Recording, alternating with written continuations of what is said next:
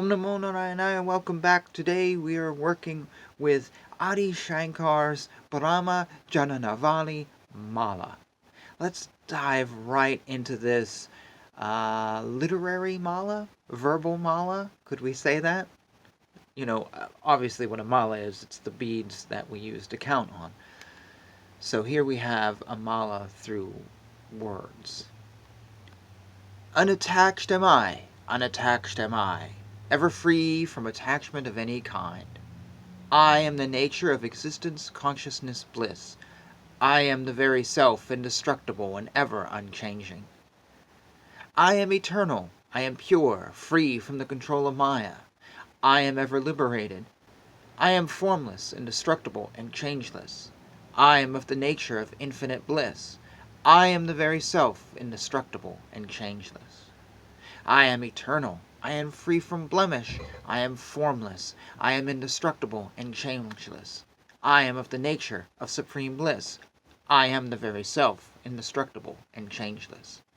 I am pure consciousness. I revel in my own self. I am the nature of indivisible, concentrated bliss. I am the very self, indestructible and changeless. I am the indwelling consciousness. I am calm, free from agitation. I am beyond Maya. I am of the nature of eternal bliss. I am the very self, indestructible and changeless. I am the supreme self, beyond all categories. I am the supreme, auspicious one, beyond all those in the middle. I am beyond Maya. I am the supreme light. I am the very self, indestructible and changeless. I am beyond all the different forms. I am the nature of pure consciousness. I am never subjected to decline. I am the nature of bliss. I am the very self, indestructible and changeless.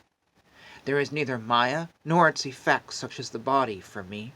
I am of the same nature and self-luminous. I am the very self, indestructible and changeless. I am beyond the three gunas, sattva, rajas, and tamas. I am the witness of even Brahma and others. I am of the nature of infinite bliss. I am the very self, indestructible and changeless. I am the inner controller. I am immutable. I am all-pervading. I am myself, the supreme self. I am the very self, indestructible and changeless. I am devoid of parts. I am actionless. I am the self of all. I am the primordial one. I am the ancient eternal one. I am the directly intuited self. I am the very self, indestructible and changeless. I am the witness of all pairs of opposites. I am immovable. I am eternal. I am the witness of everything. I am the very self, indestructible and changeless. I am a mass of awareness and consciousness. I am not a doer nor an experiencer. I am the very self, indestructible and changeless. I am without any support, and I am the support of all. I have no desires to be fulfilled. I am the very self, indestructible and changeless. I am free from the three kinds of afflictions, those in the body, those from other beings, and those caused by higher powers. I am the witness of the three states of waking, dream, and deep sleep. I am the very self, indestructible and changeless. There are two things which are different from each other. They are the seer and the seen. The seer is Brahma, and the seen is Maya. That is what all Vedanta proclaims. He who realizes after repeated contemplation that he is a mere witness, he alone is liberated. He is the enlightened one. This is proclaimed by Vedanta. The pot, wall, etc. are all nothing but clay. Likewise, the entire universe is nothing but Brahman. This is proclaimed by Vedanta. Brahma is real. The universe is mithya. It cannot be categorized as either real or unreal. The Shiva is Brahma itself and not different. This should be understood as the correct Shastra. This is proclaimed by Vedanta. I am the auspicious one, the inner light and the outer light, the indwelling light, higher than the highest, the light of all lights, self-luminous, the light that is the self. Thus ends this writing. It's kind of interesting. I had all these different thoughts coming into my head. while I was reading this.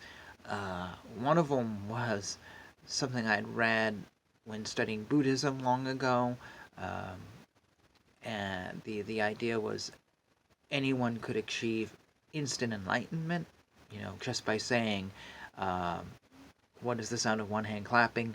and finding that answer. You're done. You can have it. But sometimes it doesn't work like that. Most of the time, it doesn't work like that. And I kind of felt like that's what we were doing here. Like, he says it very clearly. Um, I am the very self, indestructible and ever changing. He repeats over and over again. What else do you need to know? Instant enlightenment. Boom. That's it. Mind explode. But it goes on and it goes on, and I am this, and I am this, and I am this, and I am this. But really, all these things are just describing different attributes of being the very self. It's basically one idea that he is just fleshing out and regurgitating and regurgitating. It's almost like, I was thinking, if he was having an argument with somebody and he goes, well, I am the very self. And a student goes, yes, but are you free from blemish? And he goes, well, yes, I'm free from blemish. Oh, yes, but are you the indwelling consciousness? Yes, I'm that too. Oh, well, are you this and are you that and are you this? And yes, I'm all those things. And it's like he's trying to fill in all the loopholes here so someone doesn't go, yes, but, no, I'm that too. That's what this felt like for me. Our minds work like that. Or a lot of us, we're always looking for information. I'm an information hound. And I've had people accuse me, oh, you're like not very smart or whatever, you're kind of slow. And I'm like, no, actually, but when I hear information, I'm connecting it to things in my head. This is how I remember stuff. I have an interaction with somebody in the store. They tell me their name. For the next time I see them, I won't remember their name, but I will remember that interaction. And the interaction will then connect to something. And I'm like, oh, that was their name because it reminded me of. That's how everything works for me. So when I put information in, I'm always finding like a family tree. I'm putting a name on a family tree. Oh, well, that person's connected to this person, and it makes sense to me. It's how my mind works. If you ever seen the TV show Sherlock with his mind palace, and this goes there, that's exactly how my mind works. I will actually even gaze off into space, and people are like, well, what are you looking at? And I'm like, no, I'm connecting things right now, and I'm just gazing off at some point.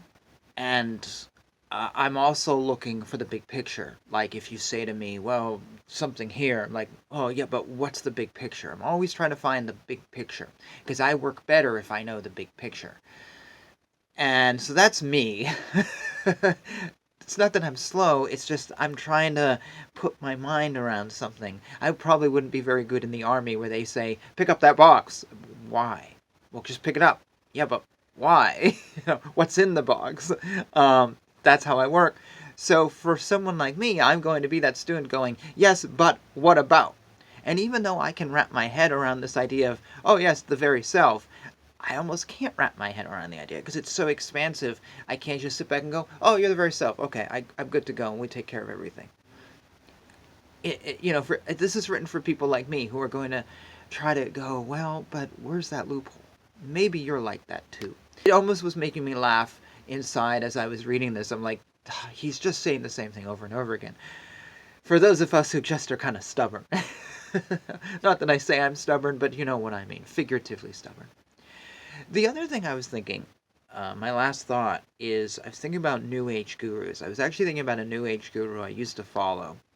This guy, early in his career, had a lot of great writings about spirituality and things, and I really like his early stuff. They're not necessarily the most enlightened or most unique. You can see a lot of what he teaches in other things, but he changed in his career, and by the time he passed away, a lot of his writing sounds like this. I was reading this at one point going, oh my god, it's not exactly copyright infringement, but wow, his books just became, I am this, I am this, I am this. Because what happened was, he started his career going, look, you want to realize God, and I'm going to teach you some ways, and I've achieved something, and you can achieve that too. To later in his career was like, no one's achieving anything, and I am God. So you need to realize me, and this big ego thing happening here. and he lost the essence of his teaching. He became the opposite of. And I see this in New Age circles so often. People go, well, I am this, I am this. And yes, that's exactly what this essay is saying by Adi Shankara. I am. But the essence of it is, I am the very self. What is the very self? This thing? No. My shirt? No. My hair dye? No. Is it my pillows or my base you see behind me? No. Is it all of us combined? No. The very self is God. That's what we miss when we get this. It's so easy to think, oh, I am all these great things. You are created by God. You didn't create yourself. I didn't manifest my fingers one day. I didn't create anything. I am a creation of God. I am part and parcel of God according to this belief system. But we forget that so often, and this New Age teacher, he forgot that. And so he's teaching his students, well, I am God, and I am this, and I am that. But he doesn't actually really mention God anymore. He just mentions himself all the time. No wonder no one's being realized, because he lost the essence of the teaching, and now he's just giving people an ego trip, and they buy into it. And I bought into it for a little bit until I was just like, I can't even read this anymore. There's nothing here. And I was criticized. Oh, well, yes, but you don't understand. No, I do understand, because I look at Adi Shankar, and I read what he's saying, and it's almost identical. But he doesn't remove God from the equation. And he would have been writing for students who would not have forgotten God. They wouldn't have been like, oh, Adi Shankar, you're God. No, they wouldn't have said that. They went, well, maybe you are a realized being, but you are not God. I am not God. God is bigger than us. We are part and parcel of, but there is still something beyond us. And that's what these spiritual teachers today, they forget. The one I followed, who I'm not naming, and others, they forget that there is something bigger than them, because they become big in their nice houses and their private properties and their security and whatever else they have, and followers just bowing to them every day. If someone bows to you, really actually bows to you every day, you forget there's something higher than you. There's a subtle warning here in my talk about following New Age gurus. This is a great thing to read. Adi Shankar is really great. This is why I say go back to the scriptures, go back to these folks. I don't think anyone today is praying to Adi Shankar, and he wouldn't have wanted that anyways, I don't believe. But if you see a guru today who sounds just like this, but there's just something missing, be warned. They may have some good teachings, but be warned, you're not following authentic Hinduism. You're not following anything. You're following someone's ego trip disguised to look like something. Because, if they remove God from the equation, they've removed God from the equation. And thus you're not worshiping God. You're worshiping a person who thinks something they've lost the essence of it. Hopefully that makes sense to you. Sometimes I ramble, and it's off the cuff, obviously, and hopefully it makes sense, because I'm describing this abstract idea. If you have encountered this situation, you probably totally understand what I'm getting. If not, good for you. I'm glad you didn't encounter that situation and you didn't waste that time. And I'm glad you're here with me watching these videos on whatever forum you are. And yeah. Anyways, that's my thoughts on this little bit. You know what to do. Comment down below. I would love to hear from you. Feel free to email me personally. If you would like to know who I am talking about, email me personally. I will share. Or you may already know if you know me well enough. I could have used many examples of gurus I've seen who sound like this, but I have just come to a point where I want scripture, I want old teachers, I want the older stuff and not the newer stuff. And that's just me. Anyways, that's a good place to stop before I get myself into too much trouble here. So, thank you for hanging out with me on another day, and enjoying some scripture, and most of all, praising God and learning about ourselves. So until next time, Hare Krishna, Krishna Krishna, Hare Hare, Hare Rama, Rama Rama, Hare Hare.